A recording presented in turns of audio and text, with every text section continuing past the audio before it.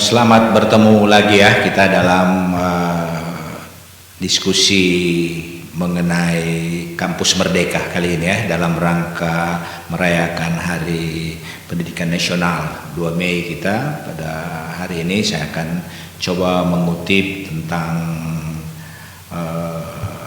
Kampus Merdeka. Ini adalah satu kebijakan dari Bapak Menteri ya, Bapak Menteri Nadiem Makarim saat ini membuat satu gebrakan yang cukup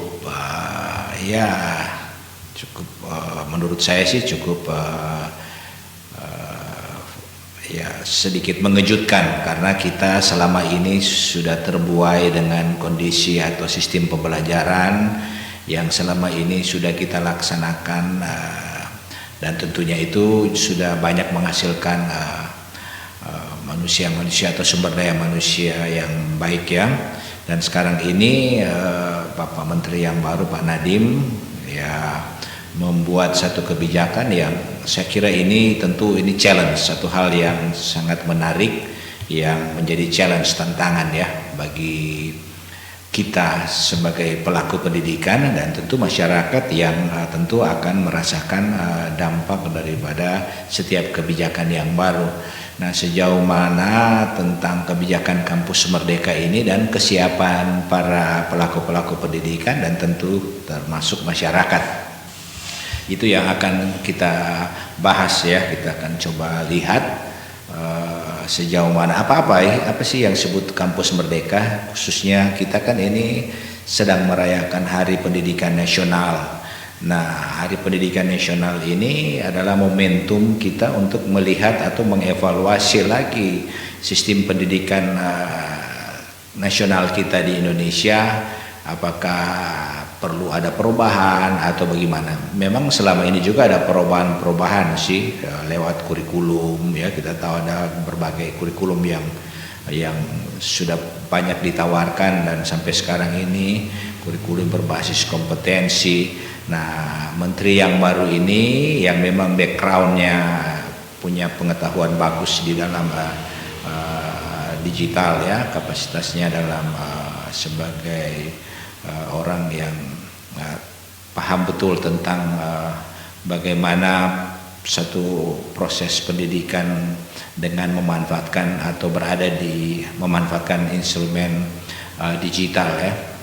Kita tahu sekarang sudah revolusi industri 4.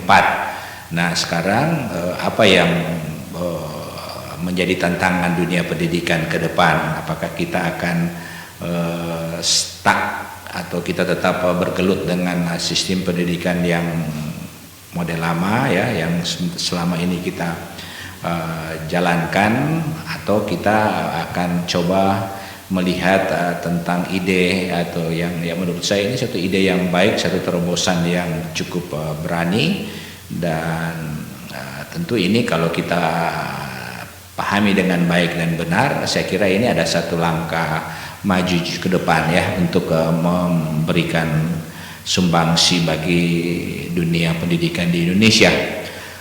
Nah, apa sih itu Kampus Merdeka? Saya kira dasar hukumnya sudah jelas ada ya. Ini kita lihat ini Pak Nadiem, dasar hukumnya ada beberapa ya. Jadi pertama kita lihat Permen nomor 3 tahun 2020 ya, tentang standar nasional pendidikan tinggi. Kemudian ada Permendikbud nomor 4 tahun 2020 tentang perubahan perguruan tinggi negeri menjadi perguruan tinggi badan hukum dan badan hukum ya. Kemudian Permendikbud nomor 5 tahun 2020 tentang akreditasi program studi dan perguruan tinggi.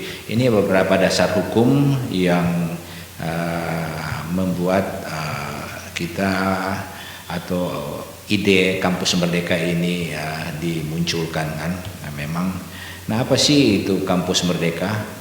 Selain tadi peraturan di atas, juga di sini ada Permendikbud nomor 6 tahun 2020 tentang penerimaan masa baru, program sarjana, perguruan tinggi, dan Permendikbud nomor 7 tentang pendirian perubahan perguruan tinggi dan serta izin perguruan tinggi swasta. Ada dasar-dasar payung-payung hukum untuk menunjang tentang kebijakan kampus Merdeka ala Menteri. Oke, kita masuk saja ya, ada poin-poin ya. Kita lihat pada poin kebijakan kampus Merdeka Pak Menteri ini, saya akan coba bahas poin per poin poin per poin daripada kebijakan kampus Merdeka yang ala Menteri Nadiem ya. Kita pertama kita lihat satu, dengan adanya kebijakan kampus Merdeka ini, satu, ada kemudahan izin perguruan tinggi negeri dan swasta membuka program studi baru ya. Jadi ada lebih mudah, bukan berarti mudah, gampang dan asal-asal, tidak. Ada prosedurnya, tapi sepanjang itu memenuhi kriteria dan syarat, itu akan diberi kesempatan ya, untuk membuka perguruan tinggi. Ini juga termasuk perguruan tinggi asing bisa buka di Indonesia, dan itu sudah ada regulasinya ya. Kita lihat ada beberapa perguruan tinggi ternama sudah siap-siap untuk melakukan atau proses belajar mengajarnya di Indonesia. Dan tentu pemerintah Indonesia tidak segampang itu semua dari luar itu bisa masuk. Ada kriterianya, hanya perguruan tinggi yang sudah terakreditasi baik ya, yang bisa mendirikan di Indonesia. Dan kalau tidak salah di Jakarta sudah ada lokasi disediakan untuk itu. Nah, ini satu hal yang baik bagi kebijakan kampus Merdeka ini ya. Kemudian soal kita lihat juga soal kedua, yaitu sistem akreditasi untuk perguruan tinggi. Nah, kalau dulu setiap 5 tahun itu akreditasi kita harus diperbaharui. Nah, sekarang itu sepanjang kampus itu memiliki akreditasi, misalnya sudah A, sekarang ini kan sudah ada A, B, C, nanti akan dirubah lagi ke baik, lebih ada peringkatnya, tidak A, B, C lagi, akan model lain. Nah, sepanjang itu dirasakan sudah, misalnya katakanlah tertinggi A, kalau tidak mau akreditasi tidak apa-apa, nggak harus 5 tahun kemudian harus akreditasi. Memang kadang-kadang kalau 5 tahun terlalu cepat dirasakan ya, belum apa-apa kita sudah harus persiapkan lagi, sehingga banyak waktu kita di administrasi ya, para dosen, pimpinan perguruan tinggi banyak waktu habis di akreditasi ini. Nah, ini dengan sekarang ada kampus Merdeka, ini bisa lebih waktunya lebih lama lagi ya. Jadi tidak perlu 5 tahun ya, sepanjang kita ada dalam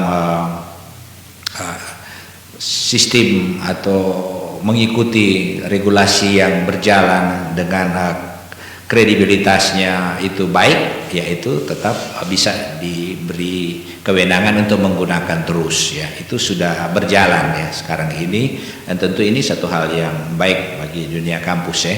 Di satu sisi diberikan kebebasan, tapi di satu sisi harus bertanggung jawab ya, sebab bukan berarti dikasih kesempatan tidak harus per 5 tahun dan kita berleha-leha, tidak. Kalau ada informasi atau ada masukan ke pihak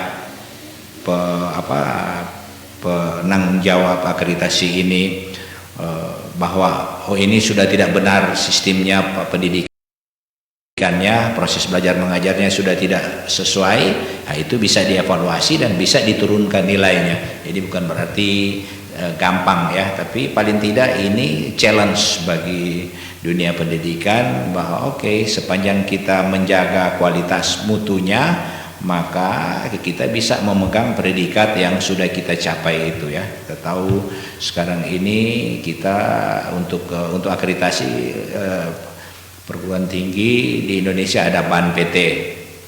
Nah, kalau dulu 7 standar, sekarang sudah 9 standar, dan nanti juga akan dari BAN-PT akan ada LAM ya, ada pihak swasta, badan-badan swasta yang akan ditunjuk yang berkompetensi untuk melakukan akreditasi untuk bidang-bidang ilmu masing-masing. Ini akan semua lebih menaikkan mutu dan kualitas. Jadi ini satu atau kebijakan yang ya cukup baik juga yang dibuat dalam kampus Merdeka ini oleh Menteri. Oke, kebijakan yang ketiga kita lihat. Ini referensinya saya ambil dari CNN ya, koran. Banyak sebenarnya kalau kita mau cari kampus Merdeka itu sudah banyak sekali informasi. Jadi silakan saja, saya mengambil aja yang dari gampang dari koran online CNN Indonesia ya. Nah ini sebenarnya ada semua, kita sudah di dunia pendidikan ini sudah sering disampaikan dan sudah diedarkan, kita tinggal memahami. Tapi sejauh mana kita lihat dulu apa-apa itu kebijakan dalam kampus Merdeka. Oke, jadi kedua tadi, jadi yang pertama ini kemudahan dalam pembukaan perguruan tinggi ya, baik yang dalam negeri maupun luar negeri.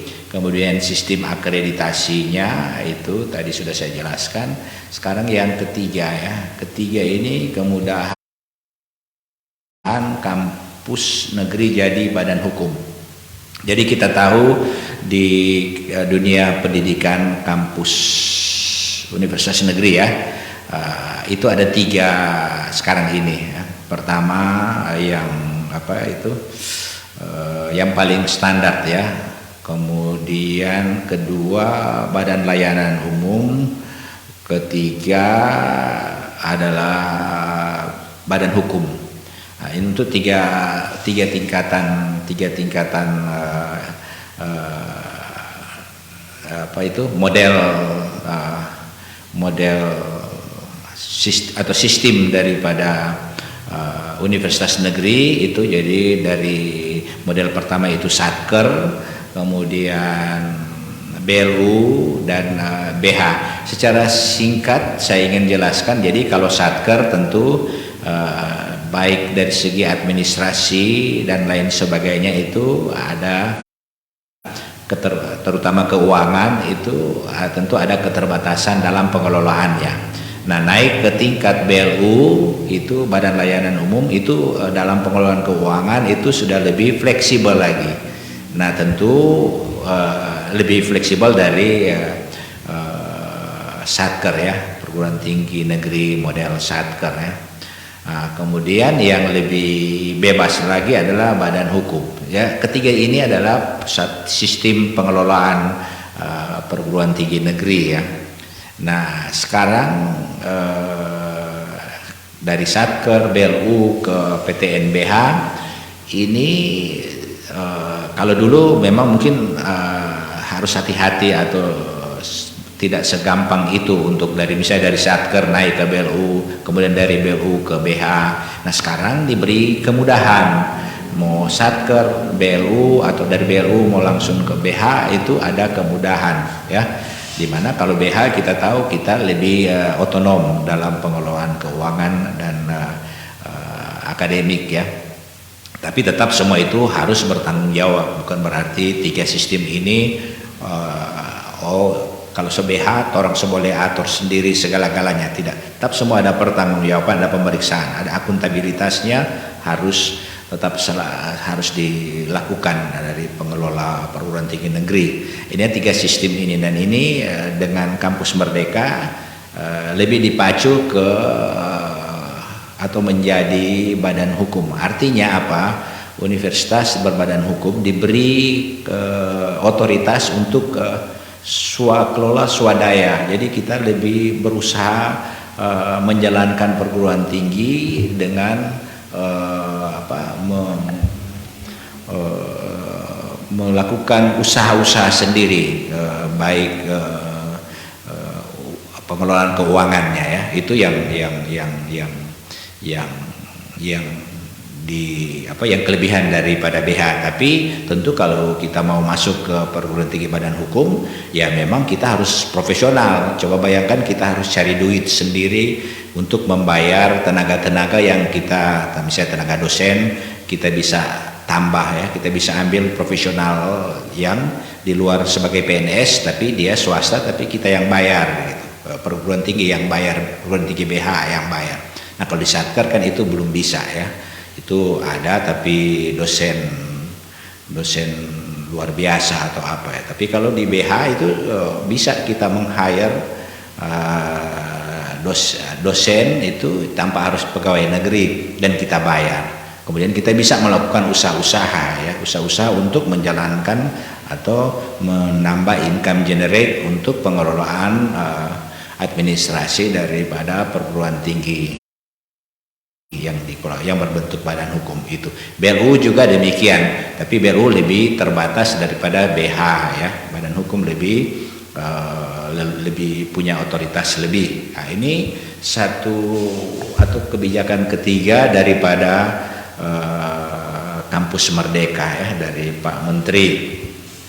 Nah, yang keempat yaitu mengganti sistem kredit semester SKS menjadi program kerja luar kelas. Nah, ini yang satu terobosan yang menarik ya bagi dunia pendidikan saat ini, yang selama ini lebih terfokus ke dalam kampus, belajar di dalam kampus.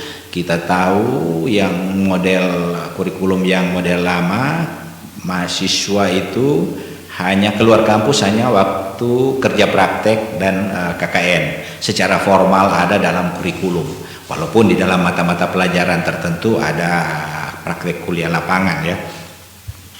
Tapi di dalam Kampus Merdeka ini mahasiswa akan diberi ruang ya, itu ada 3 semester.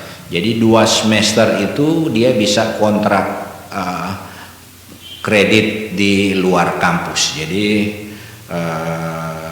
itu yang punya nilai lebih. Jadi bisa saja mahasiswa kuliah di salah satu universitas di Sulawesi Utara, dia kontrak mata kuliah yang ada di universitas di Jawa atau bahkan di luar negeri. Itu memungkinkan sepanjang ada aturan ya. Tetap ini semua ada payung hukum, ada aturan, tidak sembarang harus kita bisa kontrak di Harvard University. Sepanjang Harvard University dan misalnya universitas kita punya kerjasama dan ada izin dari pemerintah, nah itu bisa dilakukan ya. Jadi bisa saja mahasiswa dari universitas, misalnya dari Unsrat, itu dia kontrak kreditnya di ITB atau di UI atau di mana atau di Harvard University atau di Jepang atau di mana Tokyo University dan lain sebagainya, sepanjang ada mengikuti rambu-rambu yang tersedia. Nah, 2 semester itu lumayan banyak, 40 SKS ya. Jadi 1 semester itu dia bisa kerja praktek di lapangan. Kemudian yang 1 semester dia seluruh mata kuliah itu dia kontrak di luar ya. Bisa di UI, ITB, bisa di universitas yang dianggap cocok dan punya mata kuliah yang berhubungan erat dengan mata kuliah yang diberikan di universitas yang bersangkutan mahasiswa tersebut ya. Jadi ini peluang yang sangat baik ya. Jadi kesempatan. Jadi 20 SKS dia bisa kontrak mata kuliah di universitas di luar ya. Kemudian yang 1 semester, yang tadi kan 20 semester itu 1 semester, 20 semester yang berikut itu kerja praktek. Kerja praktek itu kalau dulu kan itu paling 2 bulan 3 bulan mahasiswa bolak-balik ke lapangan, balik kampus, ke lapangan, balik kampus. Kalau ini tidak, dia bisa full time di lapangan ya, tentu dengan bimbingan dosen ya. Dia harus buat apa di kerja praktek di lapangan, dia turun terlibat di satu proyek ya, atau di kantor yang dianggap ilmunya ada di situ, kompetensi ilmunya ada di situ. Jadi ini kompetensi dia di lapangan itu benar-benar lebih diberi ruang, diberi beban ya, beban bobot pembelajaran tinggi. Artinya dia nanti diharapkan dia setelah dia lulus ya, dia sudah terbiasa dengan dunia kerja, dia sudah tahu apa yang dibutuhkan di pasar kerja. Nah, ini setara dengan 20 SKS. Kalau dulu kan paling tinggi 3, 4 ya, itu SKS untuk kerja praktek karena cuma 2-3 bulan. Nah, sekarang itu bisa dilakukan full 1 semester ya. Dan itu juga bisa sebagai bagian daripada dia punya pengabdian ya, kuliah kerja nyata misalnya. Kalau tergantung nanti ini akan diramu bagaimana, karena secara detail juga ini saya kira sampai saat ini mungkin setiap universitas masih menunggu petunjuk lebih detail daripada kebijakan kampus merdeka ini. Nah, ini yang menarik ya dari kebijakan kampus merdeka ini, yaitu bisa mengontrak 2 semester dan bahkan 1 semester lainnya dia bisa, jadi ada 3 semester ya, 1 semester dia boleh kontrak. Jadi misalnya dari fakultas teknik dia boleh kontrak mata kuliah di fakultas hukum, misalnya hukum perburuhan, dia tidak usah buka kelas di fakultas teknik tapi dia boleh belajar di fakultas hukum ya, tentang hukum perburuan. Baru misalnya ekonomi transportasi, dia bisa belajar di fakultas ekonomi, misalnya fakultas teknik. Sebaliknya juga fakultas hukum, fakultas ekonomi, dan fakultas lain yang ingin belajar komputer, ya dia bisa ke fakultas teknik. Nah, ini crossing, ada 1 semester mahasiswa diberi ruang untuk itu. Nah, tentu ini hal yang baik ya untuk mahasiswa ya. Jadi nanti 3 semester ini mahasiswa benar-benar dia diberi ruang untuk melihat atau mengambil bidang keilmuan di luar dari kampusnya, dan juga dia belajar langsung di lapangan ya, dengan full time. Nah, ini 3 semester ini jadi hal yang sangat menarik daripada kampus merdeka ini. Nah, ini tinggal bagaimana universitas itu meracik ya ini agar supaya ini bisa benar-benar tepat sasaran, karena memang ini juga ada kendala-kendala ya. Misalnya kalau kita mau 20 SKS mau ke lapangan dengan jumlah mahasiswa kita yang sekian banyak ada di Sulawesi Utara, apakah dunia kerja di Sulawesi Utara atau proyek, katakanlah proyek-proyek itu sebanyak itu boleh menampung ya, boleh menampung. Nah, di sini harus dari pihak universitas harus punya hubungan atau membangun kerjasama yang baik dengan perusahaan-perusahaan agar supaya nanti peserta atau mahasiswa yang akan ikut magang di perusahaan-perusahaan itu bisa masuk dengan dan belajar dengan baik ya, dan mendapat ilmu lebih baik lagi. Jadi mempraktekkan ilmu-ilmu yang didapat dari semester 1 sampai semester 5. Jadi semester 1 sampai semester 5 ada dalam kampus, 6, 7, 8 bisa keluar kampus ya. Ini yang menarik dari kampus Merdeka poin keempat ini. Ini semua saya kira hal-hal yang menjadi tantangan bagi kita sebagai pelaku pendidikan ya. Dan tentu para orang tua bahwa sekarang ini anak-anak kita diberi ruang yang bagus ya untuk belajar meningkatkan ilmu pengetahuan mereka agar supaya nanti setelah mereka tamat itu punya kompetensi yang baik, outcome-nya bagus ya, outcome-nya bagus, kompetensi yang baik. Dengan demikian jika kompetensi baik maka nilai jualnya juga bagus ya.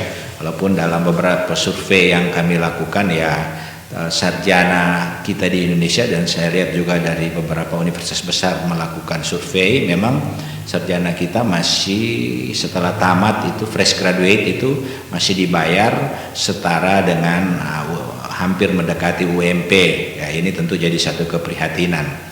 Nah, dengan ada kebijakan kampus Merdeka ini diharapkan itu menjadi salah satu cara untuk menaikkan kualitas sumber daya manusia. Memang kan pasar kita tidak bisa merekayasa ya. Pasar kan berlaku bebas ya. Punya nilai jual ya dibayar mahal, kalau tidak ada nilai jual ya tidak dibayar mahal. Nah, semua ini adalah kebijakan yang ada dalam Kampus Merdeka ya. Nah, di hari pendidikan nasional ini ada momentum yang baik bagi kita semua untuk melihat ya lebih jauh tentang dunia pendidikan kita di Indonesia ya. Apakah sudah baik ya, karena di era revolusi industri 4 ini dan tentu akan memasuki revolusi industri 5, maka bisa saja saya sudah pernah mengulas di dalam topik massive open course ya, MOOC ya, metode MOOC itu kita lihat sudah banyak ada pendidikan pindukan virtual di internet ya. Di Indonesia aja sekarang ada ruang guru untuk SMA, SMP, SD, itu ada ruang guru ya.